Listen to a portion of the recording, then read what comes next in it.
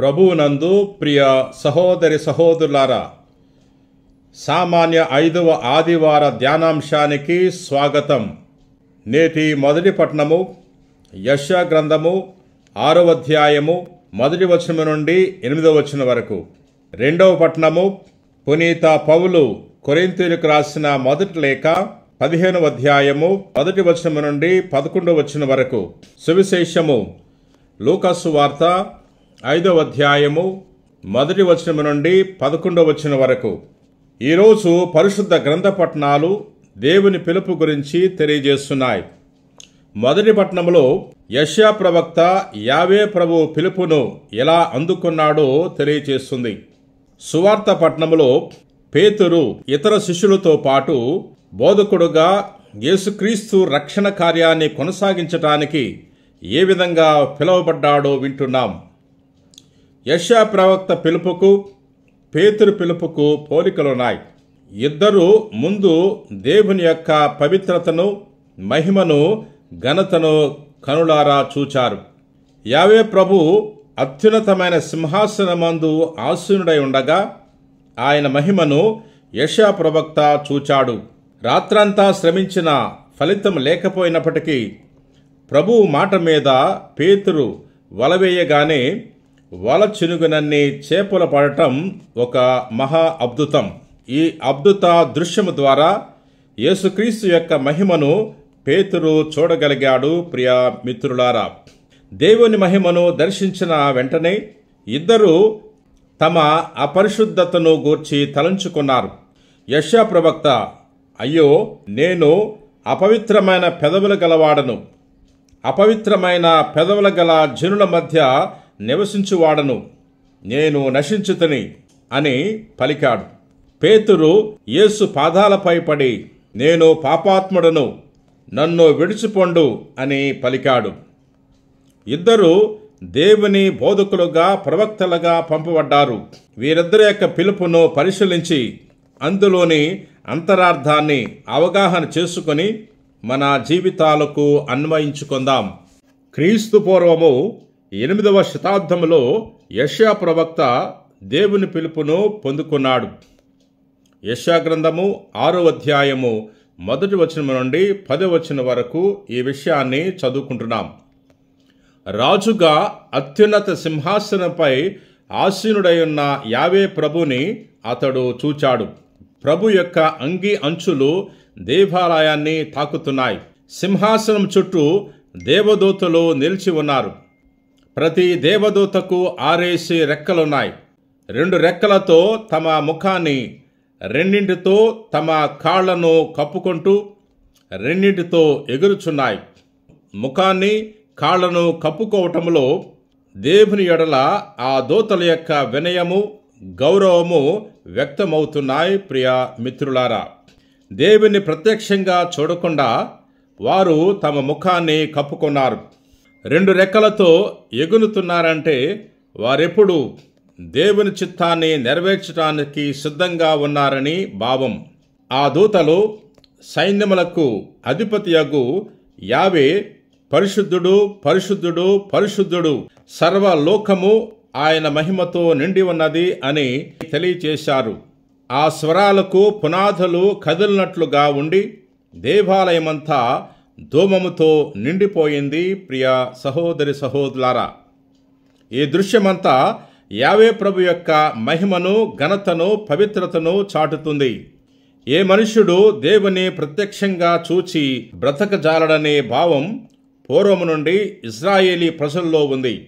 అందువలనే యెషయా ప్రవక్త, అయ్యో, నేను అపవిత్రమైన పెదవుల గలవాడను, నేను నశించుతిని, యావేను నేను కనులారా చూచుతిని అనుకుంటుని అని పలికాడు. పాపి అయిన మానవుడు పవిత్ర మూర్తి అయిన దేవుని ముందు నిలవజాలడు. అప్పుడు ఆ దూతలలో ఒకడు బలిపీఠము నుండి పట్టకారుతో తీసిన నిప్పును చేతబట్టుకుని యెషయా యొద్దకు వచ్చి అతని నోటికి అంటించి, ఇది నీ పెదవులకు తగిలను కనుక నీ పాపము తీసివేయబడెను, నీ దోషము తొలగిపోయెను అని పలికాడు. నిప్పుతో పెదవులను శుభ్రపరచటం యెషయా దైవవాక్కును బోధించేవాడని ప్రవక్తయని తెలియచేస్తుంది. ప్రియ సహోదరి సహోదరులారా, యెషయా వెంటనే దేవుని పిలుపును అంగీకరిస్తున్నాడు. చిత్తగించుము, నేనున్నాను, నన్ను పంపుము అని ప్రభువుతో పలుకుతున్నాడు. అప్పుడు యావే ప్రభువు ప్రజలకు బోధించటానికి యెషయాను పంపుతూ ఈ విధంగా తెలియచేస్తున్నాడు. ఎంతగా విన్నను మీరు గ్రహింపరు, ఎంతగా చూచినను మీరు గమనింపరు. యెషయా ప్రవక్త ప్రజలకు బోధించి వారిని దేవుని వైపుకు మరల్చటానికి పిలువబడ్డాడు. యెషయా ఎంత బోధించినా దాని ఫలితము శూన్యమని ప్రభువు ముందుగానే తెలియజేస్తున్నారు. ప్రజలు ఇంకా దేవునికి దూరమైపోతారే గాని వారి హృదయ పరివర్తన కలగదు. అందుకే ఈ మాటలు విన్న యెషయా ఎంతో అధైర్యపడి, ఎన్నాళ్ళు ఈ ప్రజలు ఇలా ముద్దుబారి ఉంటారో తెలుసుకోగోరాడు. ప్రియ సహోదరి సహోదరులారా, అప్పుడు ప్రభువు ఇశ్రాయేలీ ప్రజల వినాశనాన్ని తెలియజేస్తూ వారిలో చాలా కొద్ది మంది మాత్రమే మిగిలిపోతారని, ఆ మోడు మరలా చిగురుస్తుందని పలుకుతున్నాడు. యెషయా ప్రవక్త యొక్క బోధనా కార్యము విఫలమవుతుందని ప్రభువు ముందుగానే తెలియచేశాడు. అయినప్పటికీ అతన్ని ప్రవక్తగా ప్రజలకు బోధించటానికి పంపుతున్నాడు. ప్రియ సహోదరి సహోదరులారా, నేటి సువార్తలో యేసు ప్రభువు గలిలయ సరస్సు ఒడ్డున ప్రజలకు బోధించటం గురించి ధ్యానం చేసుకుంటున్నాం. ఒకరోజు యేసు ప్రభు గలిలయ సరస్సు తీరాన బోధిస్తున్నారు. ప్రజలు ఆయన బోధను ఆలకించటానికి నెట్టుకుంటూ గుంపులు గుంపులుగా గుమిగూడారు. ఉపదేశం ముగించిన తర్వాత యేసు సీమోనుతో, మీరు పడవను ఇంకనూ లోతునకు తీసుకుని వెళ్ళి చేపలకై మీ వలలను వేయుడు అని చెప్పారు. అందుకు సీమోను, స్వామి, మేము రాత్రంతయు శ్రమించితిమి, కానీ ఫలితం లేదు. అయినను మీ మాట మీద వల వేసెదను అని ప్రత్యుత్తరమిచ్చాడు. చేపలు పట్టుటకు రాత్రివేళ మంచి సమయము. రాత్రంతా శ్రమించినా వారికేమీ దొరకలేదు. చేపలు పట్టడానికి పగటివేళ తగిన సమయం కాదని అందరికీ తెలిసిన విషయమే. అందుకే పేతురు అట్టి సమాధానమిచ్చాడు. ఏ నమ్మకము లేకపోయినప్పటికీ యేసు మాట మీద సీమోను వల వేస్తున్నాడు. అప్పుడు వల చినుగనన్ని చేపలు పడ్డాయి. 2 పడవలను చేపలతో నింపగా అవి మునిగేటట్లున్నాయి. ప్రియ సహోదరి సహోదరులారా, ఈ అద్భుతాన్ని గాంచిన సీమోను పేతురు యేసు పాదాలపై పడి, ప్రభు, నేను పాపాత్ముడను, నన్ను విడిచిపొండు అని పలుకుతున్నాడు. ఈ అద్భుతం ద్వారా యేసు యొక్క మహిమను, ఘనతను, పవిత్రతను పేతురు తెలుసుకుని వెంటనే తన బలహీనతను, అపవిత్రతను గురించి తలంచుకున్నాడు. ఆ పవిత్రమూర్తి సమక్షములో అతి సామాన్యుడు, పాపి అనే పేతురు నిలవటానికి భయపడ్డాడు. తన అయోగ్యతను అతడు వెంటనే గుర్తించాడు. యేసు అప్పుడు పేతురుతో, భయపడవలదు, ఇక నుండి నీవు మనుషులను పట్టువాడవై ఉందువు అని పలికాడు. అనగా పేతురుకు అభయమిచ్చి అతన్ని తన శిష్యునిగా, బోధకునిగా తెలుసుకున్నాడు. యేసు వెంటనే ఆ జాలరులు తమ సమస్తమును విడిచిపెట్టి యేసును అనుసరించారు. ప్రియ సహోదరి సహోదరులారా, దేవుని వాక్కును బోధించటానికి ప్రతి క్రైస్తవుడు పిలువబడ్డాడు. క్రైస్తవులంతా యేసు యొక్క రక్షణ కార్యాన్ని ఈ లోకములో కొనసాగించాలి. దేవుని కార్యములో ఆయన బిడ్డలుగా భాగస్వాములు కావటానికి మనము నిజముగా అయోగ్యులము. జ్ఞానస్నానములో దేవుడు మన పాపాన్ని కడిగివేసి మనలో తన జీవాన్ని పోసి మనలను పరిశుద్ధులుగా చేశాడు. మన కర్తవ్య నిర్వహణలో తానెప్పుడూ మనకు తోడై ఉంటానని ఆయన అభయమిస్తున్నాడు. అనుదినము మనము దేవుని మహిమను, పవిత్రతను గూర్చి తలంచుకోవాలి. అప్పుడు మన పాప జీవితము మనకు కనులారా కనిపిస్తుంది. యెషయా ప్రవక్త సీమోను పేతురుల వలె పాపులమైన మనము కూడా ఆ పవిత్ర మూర్తి సమక్షములో నిలవజాలమనే తలంపు కలుగుతుంది. ప్రియా మిత్రులారా, అప్పుడు మన పాప జీవితానికై పశ్చాత్తాపడి ఆ దేవుని పరిశుద్ధతను మన జీవితంలోనికి కోరుకుంటాం.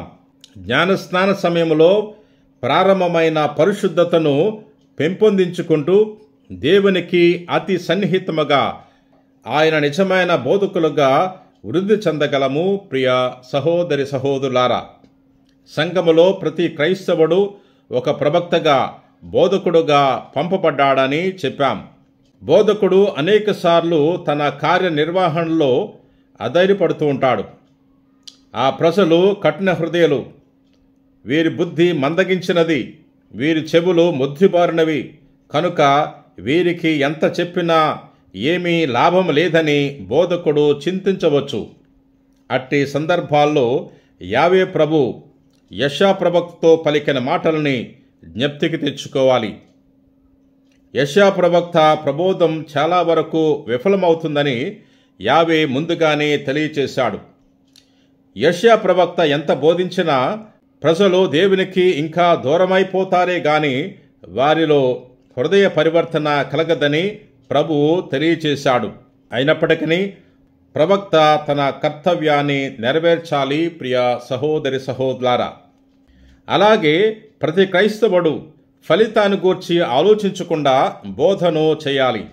మన సోదరులకు సుమాత్రికనివ్వటం, తప్పు చేసే వారికి బుద్ధి చెప్పటం, సత్యాన్ని తెలియచేయటం, అవినీతిని ఖండించి నీతి మార్గములో పయనించటానికి ఇతరులకు సహాయపడాలి. ప్రియా మిత్రులారా, దుఃఖించే వారిని ఓదార్చటం, నీతి మార్గములో పయనించటానికి ఇతరులకు సహకరించటం, కష్టపడే వారికి సహాయం చేయటం, ఇవన్నీ ప్రతి క్రైస్తవుడు చేయగలిగిన బోధన పద్ధతులే. నేను చెబితే వింటారా అనే సాకుతో మనము ఎన్నోసార్లు ఇతరులకు సలహా ఇవ్వటానికి వెనకాడుతూ ఉంటాం. అనగా మన ప్రయత్నానికి ఫలితము ఉండదని మనము అనుకుంటూ ఉంటాం. యావే ప్రభు యెషయా ప్రవక్తకు తెలియచేసినదేమిటంటే ఫలితాన్ని చూడకుండా కర్తవ్యాన్ని నిర్వహించాలని. దేవుడు మన నుండి కోరేది మన ప్రయత్నం, ఫలితాన్ని ఆయనకు వదిలేయాలి. మన ప్రయత్నాలన్నీ విఫలమవుతున్నప్పటికీ అధైర్యం చెందకుండా దేవుడు ఎప్పుడూ మనకు తోడై ఉన్నాడని గుర్తించుకొని మన కార్యాన్ని కొనసాగించాలి. యెషయా ప్రవక్త వలె, పేతురు వలె మనము కూడా మన సర్వస్వాన్ని దేవునికి అంకితం చేసుకొని ఆయన కార్యాన్ని చేపట్టాలి. ప్రియ సహోదరి సహోదరులారా, ప్రార్థన చేసుకుందాం. పరిశుద్ధుడవు ప్రేమ కలిగిన ప్రభువా, దయగల సర్వేశ్వర ప్రభువా, నేటి వాక్యం ద్వారా మాతో మాట్లాడినందులకు నీకు వందనాలు. ప్రభువా, నేటి మొదటి పట్టణంలో యెషయా ప్రవక్త పిలుపును ధ్యానం చేసుకుని ఉన్నాం. మేము కూడా జ్ఞానస్నానం ద్వారా పిలువబడ్డాం. యెషయా ప్రవక్త వలె మేము కూడా ఈ యొక్క సందేశాన్ని ఇతరులు చాటటానికి మాకు కావలసిన దైవ జ్ఞానాన్ని, ధైర్య సాహసాలను ప్రసాదించండి. నేడు సువార్తలో పేతురు గారు యేసు ప్రభువు మీద విశ్వాసముంచి వలవేశాడు, మహా అద్భుతాన్ని చూశాడు. మేము కూడా మా జీవితంలో నీ వాక్కు ప్రకారంగా జీవించటానికి, నీ వాక్కుకు లోబడి జీవించే గొప్ప విశ్వాసాన్ని దయచేయమని ప్రార్థన చేయుచున్నాం. ప్రభు, ఈ రోజున నీ వాక్యాన్ని ఆలకించి ప్రార్థన చేయుచున్న ప్రతి వారిని కూడా నీ కృపావరములతో దీవించమని మా నాథుడైన క్రీస్తు ద్వారా మనవి చేయుచున్నాం తండ్రి. ఆమెన్.